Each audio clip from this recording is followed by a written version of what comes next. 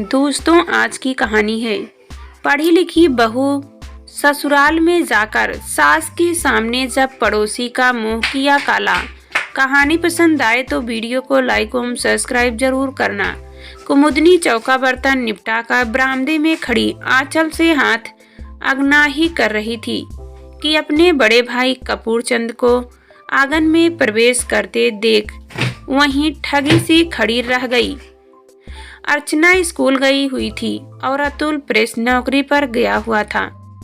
कपूर चंद ने बरामदे में पड़ी खाट पर बैठते हुए कहा, अतुल के लिए लड़की देख आया हूँ। लाखों में एक है, सीधा सच्चा परिवार है। पिता अध्यापक है, इटवा के रहने वाले हैं। वहीं उनका अपना मकान है। दहेज तो ज्यादा नहीं मिलेगा, पर लड़की बस यूं समझ लो चांद का टुकड़ा है। शक्ल सूरत में ही नहीं, पढ़ाई में भी फर्स्ट क्लास है। अंग्रेजी में एमए पास है। तू बहुत दिनों से कह रही थी ना कि अतुल की शादी करा दो। बस अब चारपाई पर बैठी बैठी हुक्म चलाया करना। कुमुदनी ने एक दीर्घ निश्वास छोड़ा। 6 साल हो गए उसे विधवा हुए। 45 साल की उम्र में ही वह 60 साल की बुढ़िया दिखाई पड़ने लगी। कौन जानता था कि कमलकांत आकस्मिक यूं चल बसेगा। वही एक प्रेस में प्रूफ डीलर थे। 10,000 रुपये पगार मिलती थी। मकान अपना होने के कारण घर का खर्च किसी तरह चल जाता था। अतुल पढ़ाई में शुरू से ही होशियार न था। 12वीं क्लास में 2 बार फेल हो चुका था। पिता की मृत्यु के समय वह 18 वर्ष का था। प्रेस के प्रबंधकों ने दया करके अतुल को 8,000 रुपये वेतन पर क्लर्क की नौकरी दे दी। पिछले 3 साल से कुमुदनी चाह रही थी कि कहीं अतुल का रिश्ता तय हो जाए। घर का कामकाज उससे ढंग से संभलता नहीं था। कहीं बातचीत चलती भी तो रिश्तेदार अड़ंगा डाल देते या पास पड़ोस रही सही कसर पूरी कर देते। कमलकांत की मृत्यु के बाद रिश्तेदारों का आना जाना बहुत कम हो गया था। कुमुदनी के बड़े भाई कपूर चंद साल में एकाध बार आकर उसका कुशल क्षेम पूछ ले जाते। पिछली बार जब वे आए तो कुमुदनी ने रुआ से गले से कहा था, अतुल की शादी में इतनी देर हो रही है तो अर्चना को तो शायद कुंवारी ही बिठाए रखना पड़ेगा। कपूर चंद ने तभी से गांठ बांध ली थी। जहां भी जाते ध्यान रखते। इटवा में मास्टर रामप्रकाश ने जब दहेज के अभाव में अपनी कन्या के लिए वर न मिल पाने की बात कही तो कपूर चंद्र ने अतुल की बात छेड़ दी। छेड़ क्या दी, अपनी ओर से वे लगभग तय ही कर आए थे।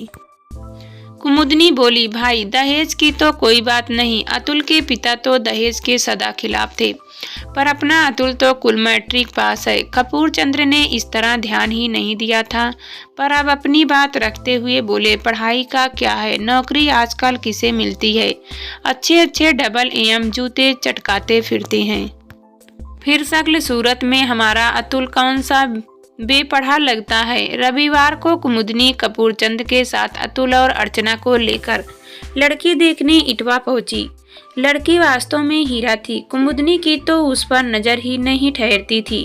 बड़ी बड़ी आंखें, लंबे बाल, गोरा रंग, छरहरा शरीर, सरल स्वभाव और मृदुभाषी जलपान और इधर उधर की बातों के बाद लड़की वाले अतुल के परिवार वालों को आपस में सलाह मशवरे का मौका देने के लिए एक एक करके खिसक गए। अतुल घर से सोचकर चला था कि लड़की में कोई ना कोई कमी निकाल कर मना कर दूंगा। एमए पास लड़की से विवाह करने में वह हिचकिचा रहा था, पर निवेदिता को देखकर तो उसे स्वयं ही ईर्ष्या होने लगी। अर्चना का मन कर रहा था कि चट मंगनी पट ब्याह करके भाभी को अभी अपने साथ आगरा लेती चले। कुमुदनी को भी कहीं कोई कसर नहीं दिखाई दी, पर वह सोच रही थी कि यह लड़की घर के कामकाज में उसका हाथ क्या बटा पाएगी।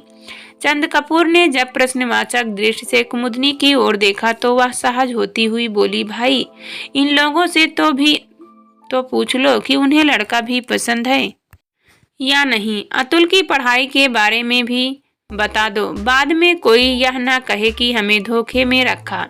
कपूर चंद उठकर भीतर गए। वह लड़के के संबंध में ही बात हो रही थी। लड़का सबको पसंद था। निवेदिका की भी मौन स्वीकृति। कपूर चंद्र ने जब अतुल की पढ़ाई का उल्लेख किया तो राम प्रकाश के मुख से एकदम निकला, ऐसा लगता तो नहीं है।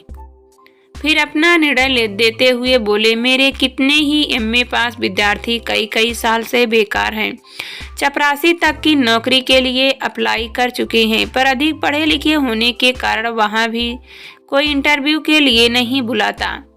निवेदिका की माँ को भी कोई आपत्ति नहीं थी। हाँ, निवेदिका के मुख पर पल भर को सिकन अवश्य आई, पर फिर तत्काल ही वह बोल उठी, जैसा तुम ठीक समझो माँ। शायद उसे अपने परिवार की सीमाएं ज्ञात थी और वह हल होती हुई समस्या को फिर से मुश्किल पहेली नहीं बनाना चाहती थी। कपूरचंद के साथ राम प्रकाश भी बाहर आ गए। समधिन से बोले, आपने क्या फैसला किया? कुमुदनी बोली, लड़की तो आप ही की हीरा है, पर उसके योग्य राज मुकुट तो हमारे पास है नहीं। राम प्रकाश गदगद होते हुए बोले, गुदड़ी में ही लाल सुरक्षित रहता है। कुमुदनी ने बाजार से मिठाई और नारियल मंगाकर निवेदिका की गोद भर दी। अपनी उंगली में से एक नई अंगूठी निकालकर निवेदिका की उंगली में पहना दी। रिश्ता पक्का हो गया। 3 महीने के बाद उनका विवाह हो गया। मास्टर जी ने बारातियों की खातिरदारी बहुत अच्छी की थी। निवेदिका को भी उन्होंने गृहस्थी की सभी आवश्यक वस्तुएं दी थी। शादी के बाद निवेदिता 1 सप्ताह ससुराल में रही। बड़े आनंद में समय बीता। सबने उसे हाथों हाथ लिया, जो देखता प्रभावित हो जाता। अपनी इतनी प्रशंसा निवेदिता ने पूरे जीवन में नहीं सुनी थी, पर एक ही बात उसे आखिरी थी, अतुल का उसके सम्मुख निरीह बने रहना, हर बात में संकोच करना और संकुचाना। अधिकार पूर्वक वह कुछ कहता ही नहीं था। समर्पण की बेला में उसने ही जैसे स्वयं को लुटा दिया था। अतुल तो हर बात में आज्ञा की प्रतीक्षा करता रहता था। पत्नी से कम पढ़ा होने से अतुल ने इन दिनों एक महीन भावना घर कर गई थी। हर बात में उसे लगता कि कहीं या उसका गंवारापन न समझा जाए। वह बहुत कम बोलता और खोया खोया रहता। 1 महीने बाद जब निवेदिका दोबारा ससुराल आई तो विवाह की धूमधाम समाप्त हो चुकी थी। इस बीच तमाशा देखने के शौकीन कुमुदनी और अतुल के कानों में सैकड़ों तरह की बातें फूंक चुके थे। कुमुदनी से किसी ने कहा, बहू की सुंदरता को चाटोगी क्या?